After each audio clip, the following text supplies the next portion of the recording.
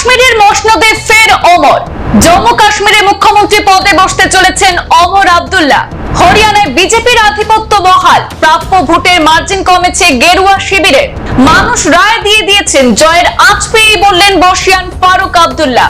ভূস্বর্গের মুখ্যমন্ত্রী পদে ফারুক আব্দুল্লাহ ঘোষণা করলেন ছেলে ওমর আব্দুল্লাহর নাম। দুটি আসনে লড়ে দুটিতেই বাজিমাত করলেন ফারুক পুত্র ইন্ডিয়া জোটের অংশীদার, একসময় দেশের সর্বকনিষ্ঠ প্রাক্তন মুখ্যমন্ত্রী ওমর আব্দুল্লাহ। ভূস্বর্গে ভোট অনুষ্ঠিত 90 আসনের মধ্যে 49 আসনে ভাগ বসিয়েছে ইন্ডিয়া জোট। ফারুক আব্দুল্লাহ জয়ের পরই জানিয়ে দিয়েছেন, ভূস্বর্গে আর পুলিশ রাজ চলবে না, সাধারণ লোকের রাজ হবে। নিরপরাধ যাদের জেলে রাখা হয়েছে মুক্তি দেওয়া হবে তাদের।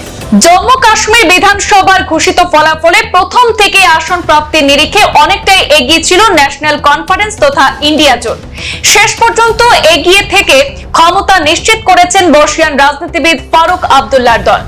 গণনা শুরুর পর জয়ের আঁচ পেয়ে ফারুক আব্দুল্লাহ বলেছিলেন, মানুষ রায় দিয়ে দিয়েছে। শেষ পর্যন্ত দেখা গেছে সেই জনতা জনার্দনই ন্যাশনাল কনফারেন্স তথা ইন্ডিয়া জোটকেই ভূস্বর্গের ক্ষমতার জন্য বেছে নিয়েছে।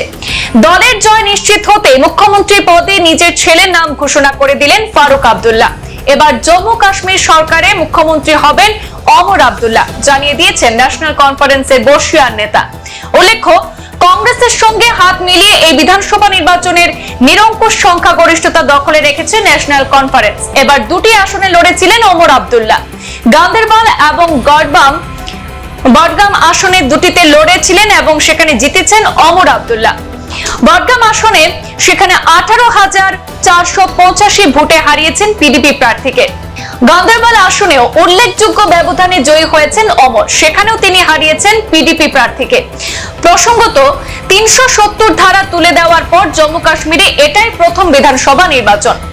সংবাদ মাধ্যমে এক সাক্ষাৎকারে ন্যাশনাল কনফারেন্সের প্রধান ফারুক আব্দুল্লাহ জানিয়েছেন যে 10 বছর পরে জনগণ তাদের সমর্থন করেছেন। তারা প্রার্থনা করছেন যাতে তাদের চাহিদা পূরণ করতে পারেন এবং এখানে আর পুলিশ রাজ চলবে না, সাধারণ লোকের রাজ হবে। নিরপরাধ যাদেরকে জেলে রাখা হয়েছে তাদেরকেও মুক্তি দেওয়া হবে। সংবাদ মাধ্যমের স্বাধীন থাকবে, ওমর আব্দুল্লাহ হবেন পরবর্তী মুখ্যমন্ত্রী। এদিকে জম্মু কাশ্মীরের ন্যাশনাল কনফারেন্সের হাত ধরে কংগ্রেস জয়ের স্বাদ পেলেও ট্রেন্ড অনুযায়ী হরিয়ানায় বিজেপির কাছে হারতে হয়েছে। হরিয়ানায় কংগ্রেস পেয়েছে সেখানে 37টি আসন। বিজেপি জোট সহ মোট 48টি আসন দখলে নিয়ে ক্ষমতা নিশ্চিত করেছে।